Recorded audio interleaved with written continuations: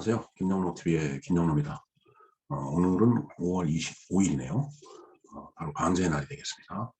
자, 방제라고 하는 것은 이제 재난에 대비를 해서 뭐 피해를 최소화하자라는 그런 얘기가 되겠죠. 사람이 살다가 보면 여러 가지 재해를 당하게 되어 있습니다. 뭐 그게 인재가 됐든 아니면 뭐 천연 재해가 됐든 정말 그 불가피하게 그 재해를 당할 수밖에 없는 경우도 있고, 그다음에 충분히 피할 수 있었는데 뭔가 그 주의를 기울이다 보니까 이제 재해를 당하는 경우가 있죠. 그것을 우리는 인재라고 얘기를 이제 하고 있습니다. 네, 하여튼 그 방제의 날, 그 재해를 방지한다라는 의미가 무엇인지 한번 우리 알아보도록 하겠습니다.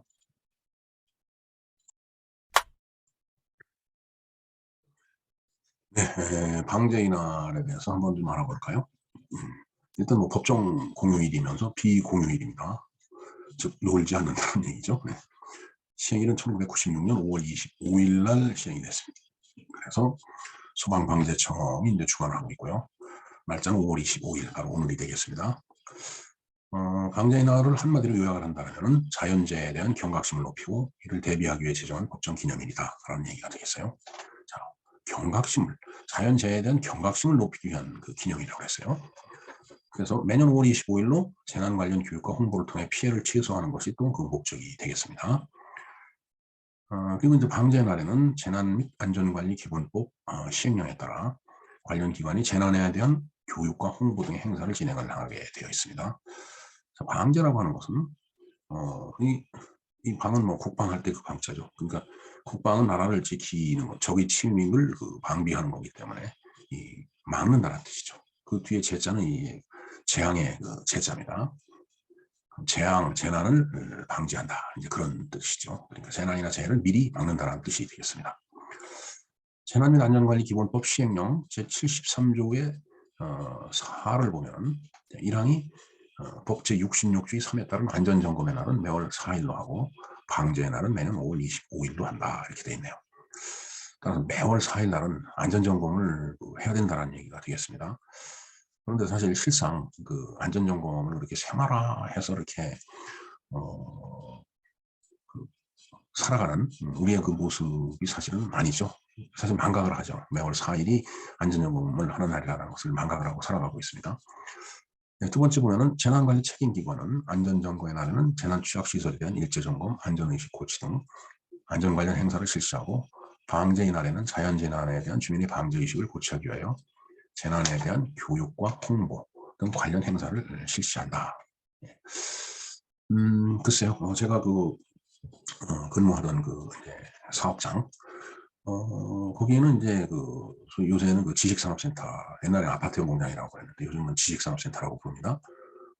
그러면 안전관리공단, 그러니까, 그 공업단지를 관리하는 산업단지 관리본부가 있죠. 거기서 직원들이 나와서 이제 일일이 이제 확인을 하고, 그다음에 혹시 무거운 물건이 위에서 떨어져서 밑에서 사람이 다치지 않나, 기타 등 여러 가지 낙상을 하지 않나, 여러 가지 그 항목을 다 체크를 하는 거를 제가 본 기억이 있습니다. 이제 그런 그 방제 작업을 미리미리 이제 함으로 인해서 커다란 어떤 그 재난을 갖다 이제 막아낼 수 있도록 그렇게 하는 것이 바로 이 방제의 날의 어떤 그 목적과 그다음에 의미가 되겠습니다. 한번 그 연역을 볼까요? 방제의 날 제정은 1989년 국제연합총회에서 매년 10월 둘째 주 수요일을 세계 자연재해 경감의 날로 지정한 일과 관련이 있다. 이렇게 되어 있네요. 당시의 국제연합은 자연재해 극복을 위해서 1990년도 자연재해 경감을 위한 10개년 계획기간을 정했다. 그래서 1996년 한국 정부는 자연재해 대책법과 같은 법 시행령에 의해서 5월 25일을 이제 방제의 날로 지정을 했다라는 그런 얘기가 되겠습니다. 그래서 이 날은 매년 방제 관련 행사를 전국적으로 이제 시행을 쭉 해오고 있는 것입니다.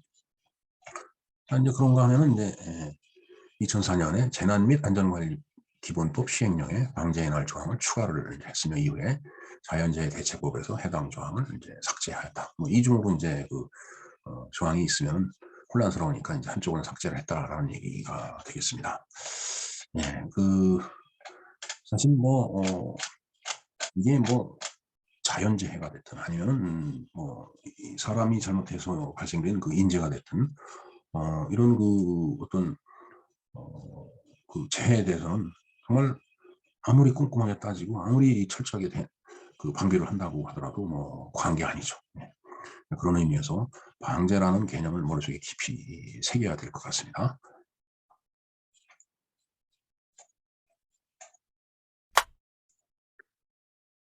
네, 이상과 같이 이 방제 난에 대해서 알아봤습니다. 근데 사실은 이제 이 방제, 재난을 방지한다는 의미에서 우리가 그 하이니 법칙이라는 것을 우리가 꼭 알아야 될 것 같습니다.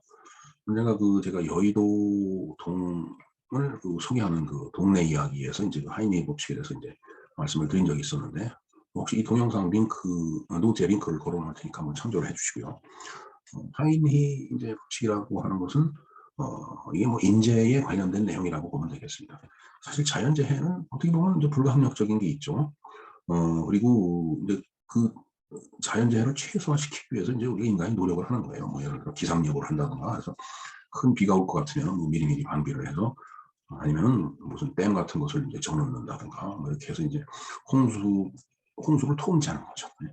그러다 보면 이제 물에 대한 피해를 이제 그 줄일 수 있고, 그다음에 이제 산불이 크게 났다거나 뭐 참 이런 경우는 하여튼 그걸 최소화하는 데 이제 주력을 하는 수준이 없어요. 이 자연재해에 대해서는.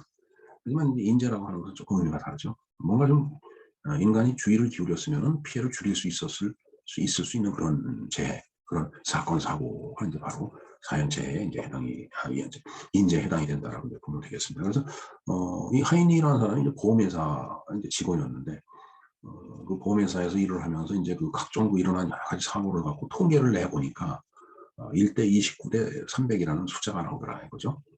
즉 경미한 아주 사소한 사고 한 300건 정도 일어나면 그중에 한 10분의 1인 29건 정도는 좀 웬만한 사고죠. 웬만한 사고야말로. 그리고 하나 1대 29대 300 중에 1에 해당되는 그 재난은 상당히 이제 피해가 큰 그런 그 이제 사고가 난다는 얘기죠. 이게 이제 통계학적으로 보면 그렇다라는 얘기예요. 그래서 이것을 우리가 그 하이니히 법칙이라고 이제 얘기를 합니다.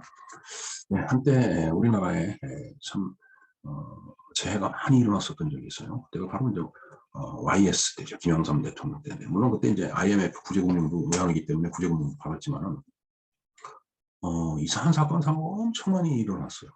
근데 사실은 뭐 그게 김영삼 대통령 때 집중적으로 나타나서 그렇죠. 어떻게 보면 우리 사회가 안고 있었던 병폐가 그냥 한꺼번에 그때 터져 나온 거 아닌가 하는 생각을 해봅니다. 사실 제일 첫 번째 그 대형 사고는 사실은 노태우 대통령 말기 때였던 걸로 저는 기억을 합니다. 청주 우암동에 있는 그 상가에 불이 나서 그냥 그게 다 무너진 적이 있었죠. 그게 이제 노태우 대통령 아주 말기 때인데, 그러면서 이제 그 이후에 이제 김영삼 대통령이 이제 다음 대통령으로 이제 취임을 했는데, 김영삼 대통령이 재직하는 기간 동안에 뭐 각종 사건 사고가 육해공, 그러니까 땅에서 물에서 하늘에서 막 그렇게 이제 사건 사고가 터졌죠. 그래서 물에서 터진 거는 그 충주 유람선호 화재 사건이 이제 그것도 그냥 컸었고요. 그다음에 서해 페리호 사건이 있었죠. 그래서 그거 진짜 컸었습니다. 뭐 그런가 하면은 뭐 비행기가 떨어진다든가 잘 날아가다가요. 뭐 하여튼 그 항공 사고도 이제 많이 이제 뭐 많이라기보다는 하여튼 그 굵직한 사고들이 있었습니다. 뭐 그런가 하면은 이제 성수대교가 무너졌고, 그다음에 삼풍백화점이 무너졌고, 그다음에 마포인가 거기서 가스 폭발 사고 한 번 있었습니다. 정말 그 돌아가면서 사건 사고가 엄청 많았었어요 그때. 그래서 이제 무속인들은 그 청와대 터가 안 좋다라고 해갖고 뭐 별 재밌는 믿지 못할 거나 믿지 않을 수도 없는 그런 얘기들이 많이 있었는데, 하여튼 그 재난을 방지하지 못하는 그런 불행이 국민들한테 오게 돼 있죠. 네. 그러니까 국민의 재산과 생명을 보호하는 책무를 지는 사람이 바로 대통령인데, 그 취임할 때 했던 그 선서를 지키지 못하는 그런 사건 사고가 많이 이제 일어났던 때라고 보여집니다. 근데 그때 당시 이제 그런 얘기를 많이 했어요. 개발 독재 시대 때 너무나 많은 것들을 급속도로 만들어 놨기 때문에, 너무 급조했기 때문에 이제 시간이 가갖고서 그게 다 망가지고 무너질 때가 됐다 하면서 개발 독재, 독재하면 생각나는 사람이 누구예요? 박정희 대통령이죠. 뭐 유신 독재만 해갖고.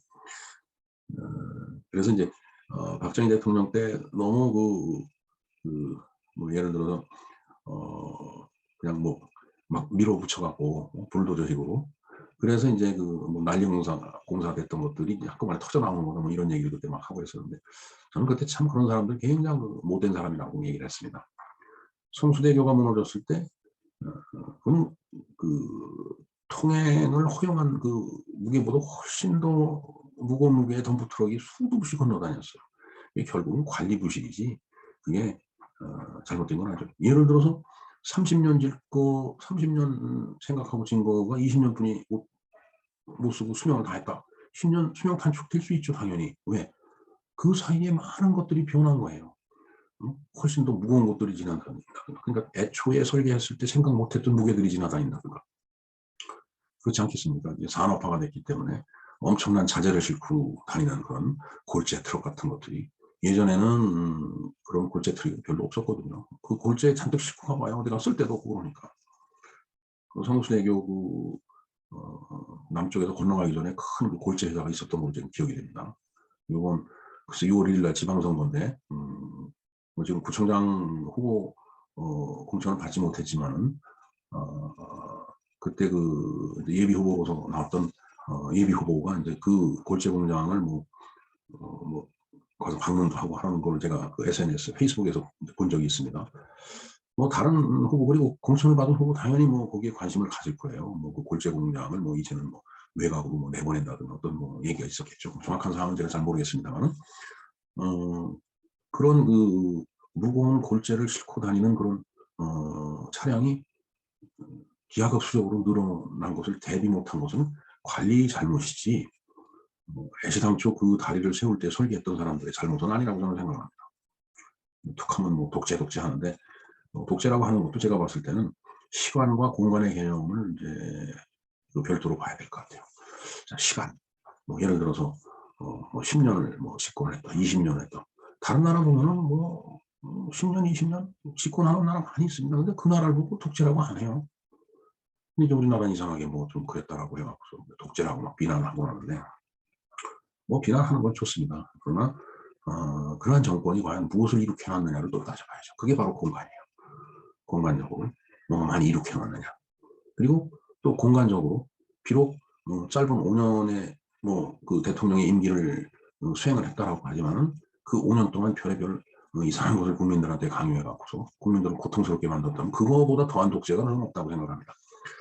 자, 그런 의미에서 독재라는 게 반드시 나쁜 것도 아니에요. 또 그렇다고 반드시 좋은 것도 아니라고 생각을 합니다.